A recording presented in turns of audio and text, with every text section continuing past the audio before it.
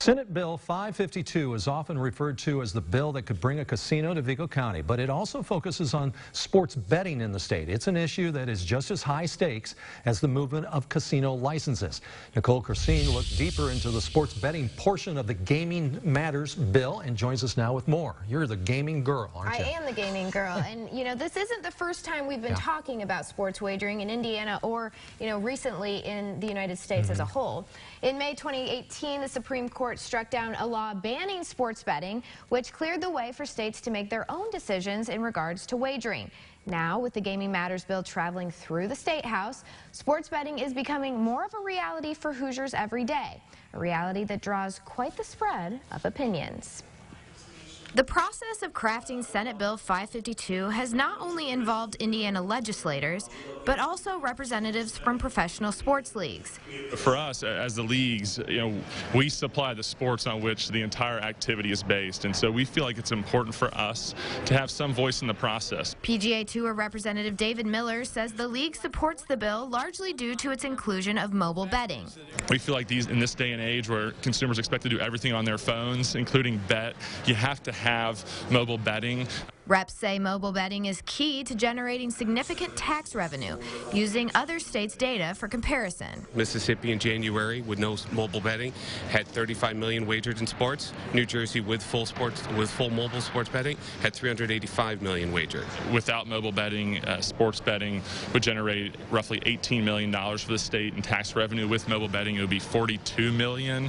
The American Gaming Association estimates that $150 to $200 billion is wagered illegally each year. But some say integrity is easily compromised even when sports betting becomes legal.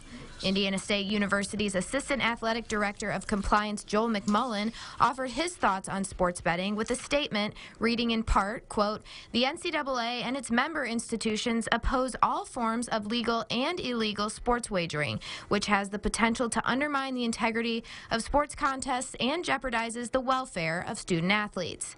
Indianapolis Colts Chief Legal Officer Dan Emerson shared his support of the Gaming Matters bill on Wednesday, while also touching on integrity. As Indiana considers legalized sports betting in this post-PASPA environment, there's no greater priority for the Colts, the NFL, and the NCAA than protecting our games and the welfare of our players, our coaches, and our fans. Miller says integrity is a huge priority for the league reps who have worked with legislators on Senate Bill 552. So we want to bring it into the light. We want to regulate the activity. We want to get more information about what's happening in the betting market so we can monitor and make sure that there's no corruption or other issues in our sports. Senate Bill 552 states that official league data is to be used for wagering rather than third-party sources, which is another positive in the minds of league representatives. The bill is up for a vote next week in the House Public Policy Committee. Of course, there's some belief that this could pique interest in less watched sports or more popular sports. Correct. Yeah. The ones that aren't getting as much attention. Andrew Winchell with FanDuel, who you saw earlier, told me that he believes we'll see heightened fan engagement in all sports, but particularly in those that don't already have a high level of engagement. People will be watching longer, they'll be watching more frequently because they'll have a little bit of investment in it, literally. You have a stake in the game, right? Yes, yes, they will. All right, thank you, Nicole.